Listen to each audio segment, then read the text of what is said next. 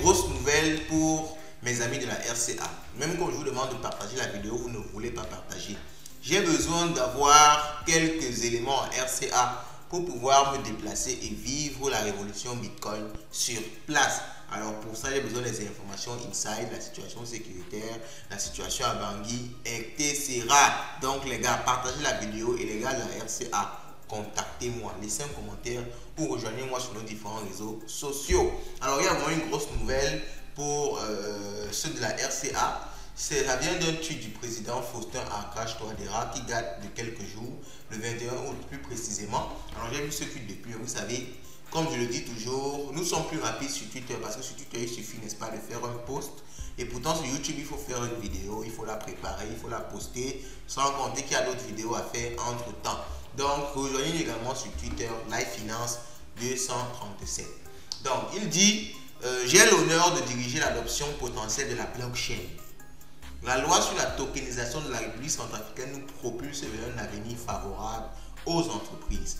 Donc il a fait un communiqué de presse disant quoi? On va lire le communiqué de presse ensemble. La présidente de la République a le plaisir d'informer l'opposition nationale et internationale que conformément à la loi numéro du 22 avril 2022 régissant les crypto-monnaies en République centrafricaine, modifiée et complétée par la loi numéro la République centrafricaine a entrepris un virage important vers l'adoption d'un système innovant de mobilisation de ressources financières. Donc, l'objectif, c'est de mobiliser les investisseurs, d'attirer les investisseurs en Centrafrique. Ok? Moi, je vais investir en Centrafrique. Donc, on va dire que l'objectif, quand même, il est intéressant. L'objectif, il est intéressant parce que vous savez, ce sont les investisseurs, ce sont les entreprises qui développent un pays. Même comme je repose toujours à notre pays de ne pas soutenir les entrepreneurs, de ne pas soutenir les investisseurs. Donc, moi, je ne peux qu'encourager ça. Parce que nos pays, quand tu es un entrepreneur, tu es un investisseur, au lieu de t'accompagner, au lieu de te booster, on te méprise, on veut te mettre les bâtons dans les roues. D'ailleurs, je vais faire une vidéo sur ça, pour la situation particulière au Cameroun. Parce que c'est vraiment compliqué d'entreprendre, de se développer dans nos pays là. Au lieu que l'État t'accompagne, c'est comme si l'État était contre toi. Pourtant, c'est toi, avec ton entreprise, qui vient, n'est-ce pas, créer de l'emploi, créer de la richesse dans le pays. L'État sans entreprise ne peut rien faire parce que l'argent que l'État paye les fonctionnaires avec, l'argent qui provient de tout ça, ça provient d'une part, certes ce n'est pas de tout, mais d'une part ça provient des recettes fiscales et impôts prélevés aux entreprises, aux différents commerçants. Donc je ne comprends pas comment quand tu veux lancer une activité, tant que tu ne fais pas dans le faux, l'État devrait t'accompagner. Mais bon, en tout cas moi j'encourage déjà ça parce que c'est déjà une incitation aux investisseurs, aux entrepreneurs à venir dans le pays. Moi, je crois que c'est une bonne chose. Le président de la République, chef de l'État, le professeur Faustin Archange Touadéra, envisage de positionner notre nation comme un participant de premier plan dans le paysage financier mondial. Sous la direction écrite de son excellence, la République centrafricaine vise à établir un environnement propice à la croissance des entreprises, ce qui vient d'être réalisé par la promulgation de cette loi-ci, de cette nouvelle loi, régissant la tokenisation des ressources naturelles et foncières en République centrafricaine. Après délibération et adoption à l'unanimité par l'Assemblée nationale. Unanimité par l'Assemblée nationale. Donc, ça veut dire que tout le monde a accepté la tokenisation des ressources naturelles.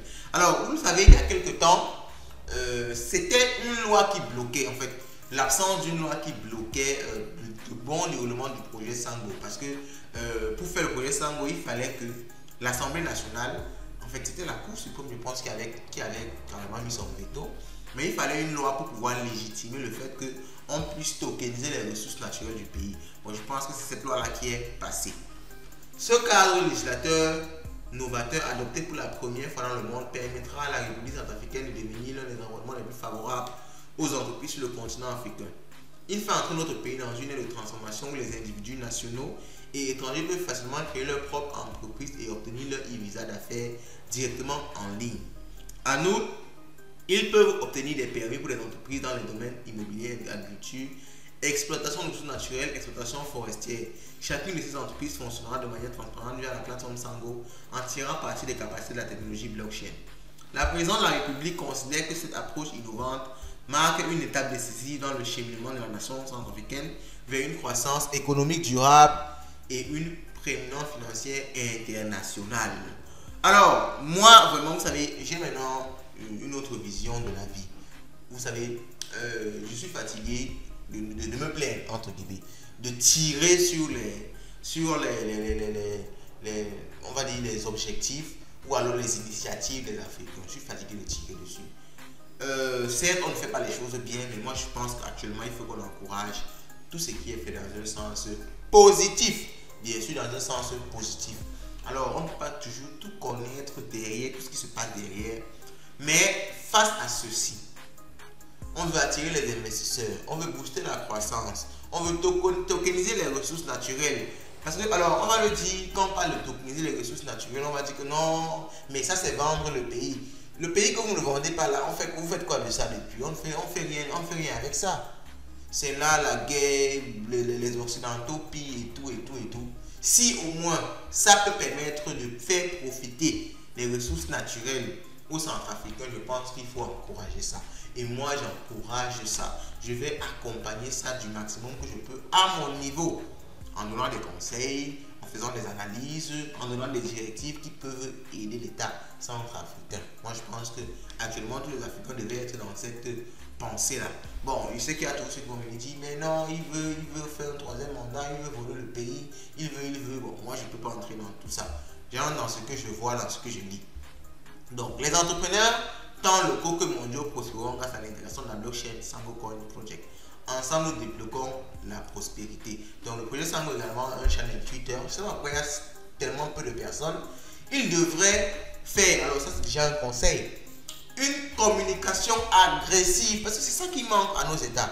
Il faut communiquer. Un aussi costaud projet qui a des possibilités aussi grandes n'a que 6000 followers sur Twitter.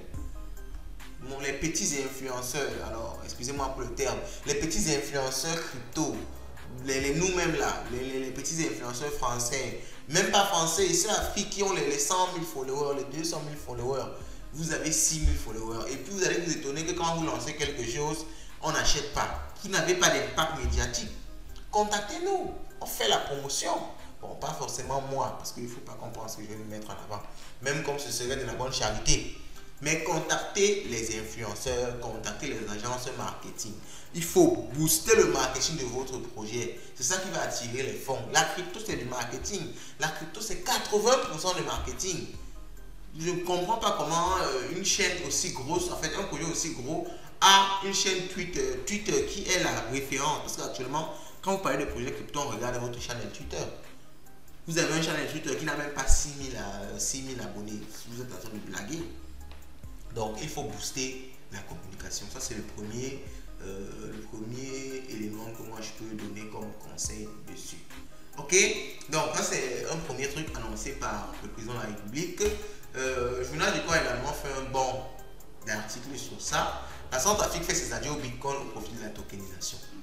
Bangui veut être un modèle continental. Malgré les critiques, la présidente de la République ne laisse pas tomber parce qu'on a même beaucoup critiqué, mais des critiques constructives. Vous savez aussi que les critiques, ce n'est pas toujours dans le mauvais sens. Des critiques constructives. Persiste dans la tokenisation de son économie. Alors, c'est le seul pays qui a accepté le Bitcoin. Et maintenant, le président souhaiterait, en fait, la République centrafricaine, pas juste accuser le président, parce que si l'Assemblée nationale accepte, ça veut dire que c'est tout le peuple, entre guillemets, qui a accepté. Les minéraux, énergie hydroélectrique, pétrole, immobilier, bois précieux, production agricole, on veut tokeniser tout. Tokeniser signifie quoi en fait? Tokeniser signifie adosser une ressource physique à une crypto-monnaie, un token en particulier. Donc, on va prendre par exemple un terrain, on va dire ok, ce terrain-ci vaut tel nombre de tokens. Si vous achetez une partie de ces tokens-là, vous possédez une partie du terrain. Donc, ils veulent tokeniser comme ça beaucoup d'éléments, l'énergie, le pétrole. Donc, chacun, moi par exemple, je pourrais venir avec mon argent acheter une partie d'un terrain en Centrafrique.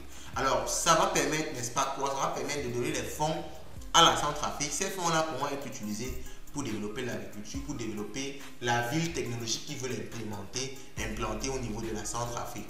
Donc, c'est un peu ça tokeniser. Je voulais un peu revenir sur ça pour éclaircir. Donc, depuis plus d'un an, les projets de gouvernement en place questionnent la communauté internationale qui ne sont pas habitués à voir ce pays sous le devant de la scène. La loi propose que tout investisseur étranger puisse facilement obtenir un visa et créer une entreprise dans le secteur de la blockchain.